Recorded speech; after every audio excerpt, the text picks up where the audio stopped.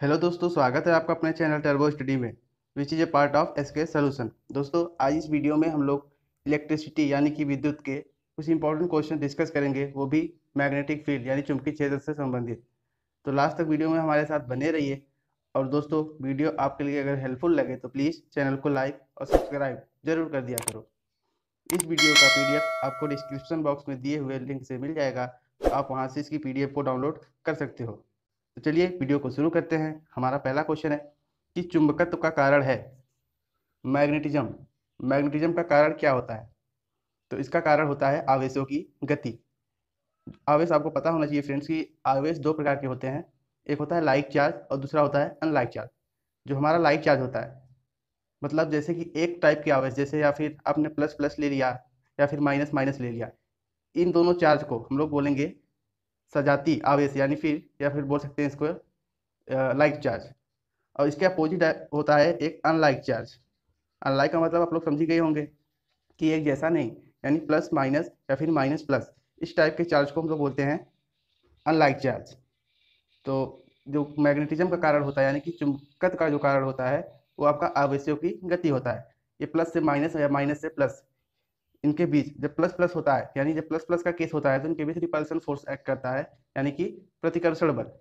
और जब minus plus या फिर प्लस माइनस होता है, यानी कि अनलाइक चार्ज होते हैं, तो हमेशा इनके बीच अट्रैक्शन फोर्स काम करता है, यानी कि आकर्षण बल। तो लाइक चार्ज में आपका हमेशा रिपल्शन फोर्स कार्य करेगा, यानी कि प्रतिकर्षण बल। और अनलाइक चार्ज में हमेशा आपका अट्रैक्शन फोर्स कार्य करेगा, यानी कि आकर्षण बल। तो ये चीज़ें आपको याद रखनी है कि मैग्नेटिज्म का कारण होता है आपका आवेशों की गति। दूसरा क्वेश्चन है कि फ्लेमिंग के दाहिने हाथ का नियम प्रदान करता है प्रेरित विद्युत वाहक बल की दिशा, या फिर विद्युत धारा की दिशा, या फिर चुंबकीय क्षेत्र की दिशा, या बल का परिमाण। तो ये विद्युत वाहक बल की दिशा को इंडिकेट करता है। फ्लेमिंग ने क्या बताया था?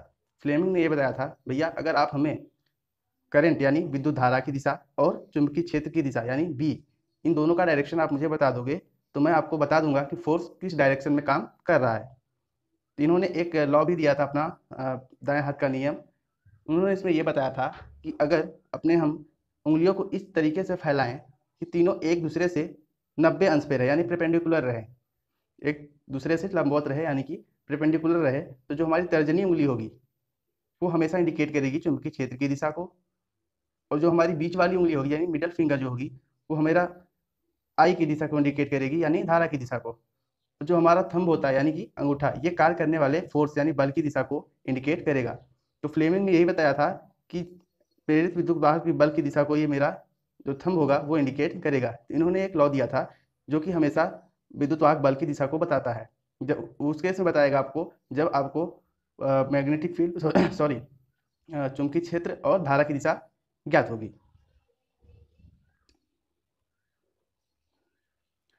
अगला क्वेश्चन है, निम्न में से लॉरेंज बल है। तो लॉरेंज ने एक वैज्ञानिक थे, इन्होंने अपना एक फॉर्मूला दिया हुआ था, F बराबर क्यू वी बी। F बराबर क्यू वी और बी, जहाँ पे क्यू आपका चार्ज है यानी कि आवेश, वी आपका वेलोसिटी है, किसी भी इलेक्ट्रॉन की वेलोसिटी है यानी कि वेग है, बी आपका मैग्नेटिक फील्ड है यानी कि चुंबकीय क्षेत्र है। इस क्वेश्चन के आधार पर अगर कभी भी आपको एक थीटा एंगल भी देता है कि भाई किस एंगल पे है, तो वहां पे उसका फॉर्मूला हो जाता है हमारा F equal to Q V B sine theta. अगर थीटा इक्वल टू 90 अंश है यानी कि लंबवत है, तो यहाँ पे साइन 90 अंश का मान 1 होता है, तो यहाँ से F बराबर Q V B sine theta हो जाएगा। ओके, नेक्स्ट क्वेश्चन है कि फ्लेमिंग के बाएं हाथ के नियम के अनुसार बीच वाली उंगली किस राशि को दर्शाती है? तो अभी हमने डिस्कस किया था, जो हमारा तर्जनी उंगली यानी इंडेक्स फिंगर जो होती है, वो हमेशा चुंबकीय क्षेत्र की दिशा को दर्शाती है। बीच वाली उंगली हमेशा धारा यानी कि आई की दिशा को दर्शाती है। और जो हमारा थंब होता है वो फोर्स लगने वाले फोर्स की दिशा को दर्शाता है। तो यहाँ पे पूछा है कि बीच वाली उंगली यानी कि मिडल फिंगर आपका किस डायरेक्शन को दिखाता है? तो बीच वाली उंगली हमेशा आपको पता है आई यानी कि विद्युत धारा की दिशा को इंडिकेट करेगी। तो बी आपका राइट आंसर हो जाएगा, विद्युत धारा की दिशा। अगला क्वेश्चन है कि विद्युत चुंबकीय प्रेरण निम्न में से किस वैज्ञानिक द्वारा खोजा गया था? तो माइकल फैराडे आपका राइट आंसर हो जाएगा। इसे माइकल फैराडे ने खोजा था। इन्होंने बेसिकली क्या था, इन्होंने एक बंद चुंबकीय फ्लक्स में, मतलब आर्मेचर को इस तरीके से घुमाया था। वहां पर मान लीजिए जैसे कि यहाँ पे कोई चुंबक है आपका ये, एक हो गया नॉर्थ पोल का और एक हो गया साउथ पोल का। तो यहाँ से नॉर्थ पोल और साउथ पोल के बीच इन्होंने एक आर्मेचर रखा था, एक कुंडली रखी थी, वहाँ पे इसको मूव कराया था इस तरीके से कुछ। तो वहाँ पे इन्होंने देखा कि इसके बीच जब फ्लक्स में परिवर्तन हो रहा है तो एक चुंबकीय बल उत्पन्न हो रहा है, ठीक है। तो इन्होंने बताया था कि ये चुंबकीय प्रेरण की घटना है, तो इसके आधार पर इसका नाम रख दिया गया विद्युत चुंबकीय प्रेरण। तो इसे खोजा था माइकल फैराडे ने। तो सी आपका राइट आंसर हो जाएगा, माइकल फैराडे।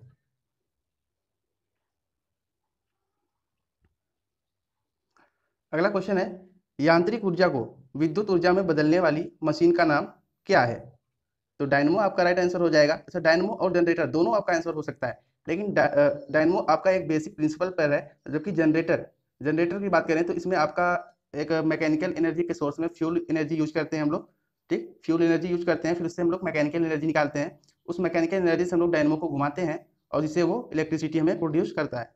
तो जनरेटर भी हो जाएगा, लेकिन जनरेटर इसका एक एप्लीकेशन है जिसमें डायनमो यूज होता है। तो बेसिक प्रिंसिपल आपका डायनमो का होगा। डायनमो में होता क्या है कि सेम चीज वही होता है, आपके पास एक चुंबक होगा, बीच में एक कुंडली होगी। अब ये जब कुंडली इस तरीके से मूव करेगी, इस तरीके से मूव करेगी, तो यहाँ पे इसके फ्लक्स में परिवर्तन होगा और एक विद्युत वाहक बल जनरेट होगा, ठीक है। और जब विद्युत वाहक बल जनरेट होगा तो इसके अंदर करंट फ्लो होगा। तो इस कुंडली को मूव कराने के लिए हम लोग एक एक्सटर्नल सोर्स का सहायता लेते हैं, यानी कि एक इंजन की सहायता लेते हैं। इंजन की सहायता से हम लोग इसको घुमाते हैं और ये हमें इलेक्ट्रिसिटी प्रोड्यूस करता है। तो ये आपका राइट आंसर हो जाएगा, डायनमो।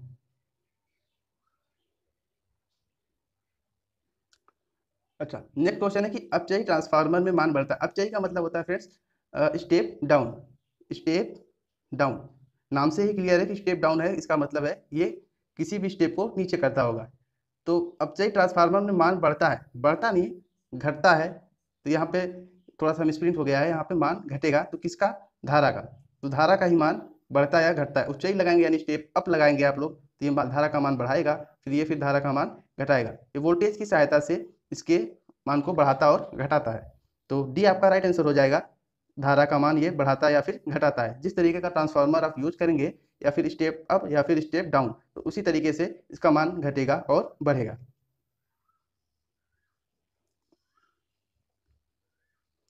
ओके, अगला क्वेश्चन है कि ट्रांसफार्मर को डीसी में प्रयोग करने के लिए निम्न में से करना होगा।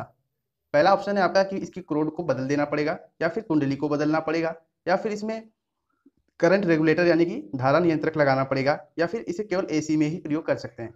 तो राइट आंसर होगा आपका फ्रेंड्स, इसे केवल एसी में ही प्रयोग कर सकते हैं हम लोग। ट्रांसफार्मर को हमेशा हम लोग एसी में ही प्रयोग कर सकते हैं। अच्छा, एसी को डीसी में बदलने के लिए हम लोग कौन सा यूज करते हैं? रेक्टिफायर। तो रेक्टिफायर में होता क्या है, आपके डायोड होते हैं, डायोड का एक ब्रिज बना दिया जाता है, जिसकी सहायता से हम लोग एसी से डीसी में करंट को कन्वर्ट कर लेते हैं।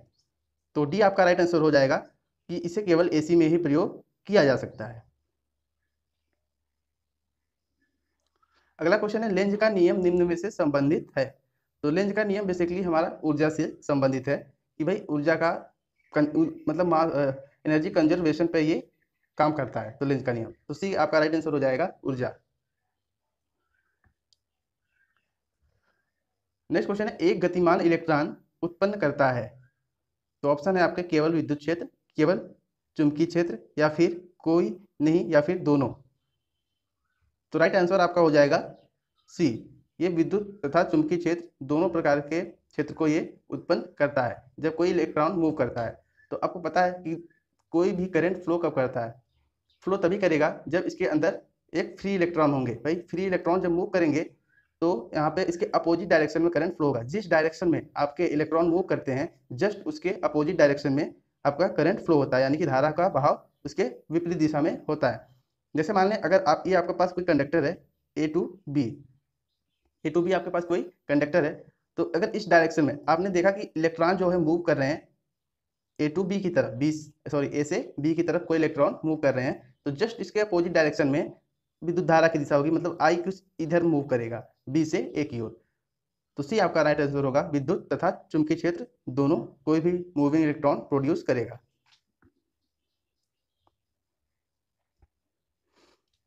नेक्स्ट क्वेश्चन है, एक चालक के चारों ओर जिसमें विद्युत धारा बह रही हो, चुंबकीय क्षेत्र स्थापित हो जाता है। यह नियम किसने बताया था? तो ऑस्ट्रेट नाम के एक वैज्ञानिक थे, इन्होंने सबसे पहले यह नियम बताया था कि जब किसी चालक के चारों ओर विद्युत धारा बह रही हो, तो उसके चारों ओर एक चुंबकीय क्षेत्र स्थापित हो जाता है। इन्होंने अपने एक्सपेरिमेंट से इसे बताया था। तो ये आपका राइट आंसर हो जाएगा, ऑस्ट्रेड ने इसे बताया था। अगला क्वेश्चन है, निम्न में से कौन सा उपकरण विद्युत ऊर्जा को यांत्रिक ऊर्जा में परिवर्तित करता है। अभी फ्रेंड्स जस्ट इसके पहले हमने ये देखा था कि कौन सा उपकरण था जो यांत्रिक ऊर्जा को विद्युत ऊर्जा में कन्वर्ट कर रहा था। तो उस केस में हमने देखा था डायनमो।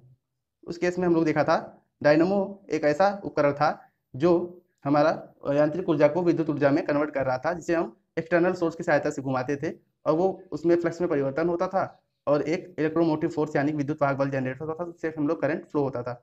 अब इस केस में क्या है कि भाई उपकरण जो है वो विद्युत ऊर्जा को यांत्रिक ऊर्जा में कन्वर्ट कर रहा है। तो आपने सबसे सिंपल इसका एप्लीकेशन देखा है, विद्युत मोटर। तो विद्युत मोटर में होता है क्या है, ये हम लोग इलेक्ट्रिसिटी उसके अंदर देते हैं। मान लीजिए ये कोई मोटर है, यहाँ पे इसकी शाफ्ट कुछ लगी हुई है, ये इसका वायर है। तो वायर बेसिकली 2 हो सकते हैं, 3 हो सकते हैं, जिस फेज का आपका मोटर हो उस तरीके से हो सकते हैं। तो यहाँ पे जब हम लोग करंट फ्लो कराते हैं, इसके अंदर जब करंट जाता है तो यहाँ से ये शाफ्ट जो है ये मूव करता है, कुछ इस तरीके से मूव करेगा। तो इससे हम लोग कुछ भी कनेक्ट कर सकते हैं, पंप कनेक्ट कर सकते हैं, आपका ये कुछ भी चीज़ें कनेक्ट करके हम लोग इसे चला लेते हैं। तो ये बेसिकली क्या रहा है, एक इलेक्ट्रिक एनर्जी को मैकेनिकल एनर्जी में यानी कि विद्युत ऊर्जा को यांत्रिक ऊर्जा में कन्वर्ट कर रहा है। तो बी आपका राइट आंसर हो जाएगा, विद्युत मोटर।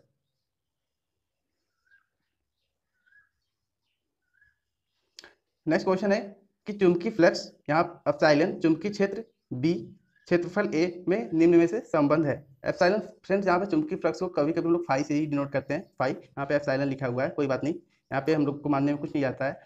तो यहाँ पे दिया है कि चुंबकीय फ्लक्स एप्सिलॉन, तो फाई बराबर हमारा जो फॉर्मूला होता है वो होता है बी इंटू ए। बी इंटू ए, यहाँ पे हम लोग एप्सिलॉन से इसको डिनोट कर रहे हैं, तो एप्सिलॉन बराबर फॉर्मूला हमारा हो जाएगा बी इंटू ए। तो यहाँ से हम लोग अगर बी की वैल्यू निकालेंगे तो यहाँ पे बी इक्वल टू हो जाएगा एप्सिलॉन अपॉन ए। तो यहाँ से हम लोग देख पा रहे हैं कि जो हमारा ऑप्शन नंबर ए है कुछ मैच कर रहा है, B equal to epsilon upon A, यानी इसे फाइव भी लिख सकते हैं। तो यहाँ पे चुंबकीय फ्लक्स का हो जाएगा ये।